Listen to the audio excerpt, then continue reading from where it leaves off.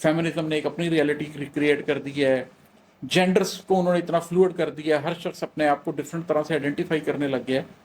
بشر کا اصلی مقام انسانوں میں کیا ہے، خسر ہے کیا اور دوام کیا ہے؟ ویسٹ والے کہتے ہیں کہ جس چیز کی تمہیں ریئلٹی نہیں پتہ نہیں آخرت میں کچھ ہے بھی نہیں، تم اس کو چھوڑ کر دنیا ضائع کر رہے ہو۔ مشرق والے کہتے ہیں کہ جناب آخرت کی خاطر تم دنیا تو بالکل فارغ چیز ہے، تم دنیا کے پیچھے بھاگ کے آخرت کو ضائع کر رہے ہو۔ اصل میں نقصان کس چیز میں ہے، اصل میں فائدہ کس چیز میں ہے؟ اگر خضر کی آنکھ ہے تو پھر بتاؤ، حقیقت کھولو ہمارے اوپر کہ اصل میں فائدہ کیا ہے اور نقصان کیا ہے؟ نگاہ ظاہر کا کام کیا ہے، نگاہ باطن کا جام کیا ہے؟ یہ جو ظاہر کی آنکھ ملی ہوئی ہے اس کا کام کیا ہے؟ یہ کس لیے دی گئی اللہ نے؟ اس کو کس حد تک استعمال کرنا ہے، کہاں جا کر اس کی لمٹ ختم ہو جاتی ہے اور اس سے آگے اس کو یوز نہیں کرنا؟ نگاہ باطن کا جام کیا ہے؟ یہ جو باطن کے اندر نگاہ ہے، آخر اس کا جام جس کو پلا دیا جائے، جو یہ شراب الطہور لے لے، اس جام سے کیا ہوتا ہے؟ اس کے اندر کیا روحانیت پیدا ہوتی ہے؟ باطن میں کیا تبدیلی آ جاتی ہے؟ نفس کیسے تبدیل ہوتے ہیں انسان کے؟ کیسے وہ نفس امارہ سے لوامہ اور لوامہ سے مطمئنہ کی طرف جاتا ہے؟ اس کی حقیقت بتا دیں۔ خضر سے کہہ دو ہمیں بھی اس جام سے پلا دیں، ہمیں بھی کچھ آگہی سکھا دیں۔ اب یہ سارے سوال ہیں جو خضر سے کیے جا رہے ہیں کہ بھئی ہمیں بھی بتاؤ، جو ہے زندگی پلاؤ، علوم شرقی، علوم غربی، علوم ظاہر، علوم باطن، علوم کی ہر پرت دکھا دے، تمام پردوں کو بس اٹھا دے۔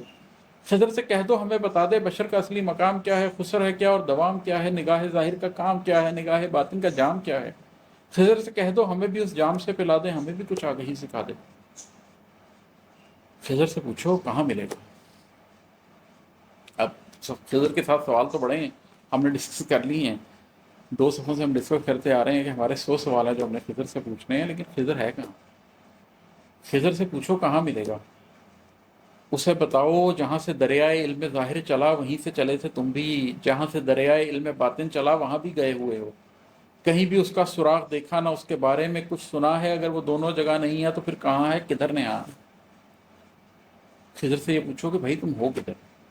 اے وہ شخص جو اس زمانے کی ریئلٹی کو سمجھ گئے ہو، اے وہ شخص جو علوم ظاہر اور علوم باطن کے سنگم پر کھڑے ہوئے ہو۔ اور حدیث میں ذکر ہے کہ جب موسیٰ علیہ السلام ان سے ملے ہیں تو وہ 2 دریاؤں کے سنگم پر ایک راک کے اوپر بیٹھے ہوئے تھے، وہ شفٹنگ سینڈ کے اوپر نہیں بیٹھے ہوئے تھے جو ساحل کی ہواؤں کے ساتھ تبدیل ہوتی رہتی ہے، وہ راک کے اوپر بیٹھے ہوئے تھے۔ اسے پوچھو کہاں ملے گا؟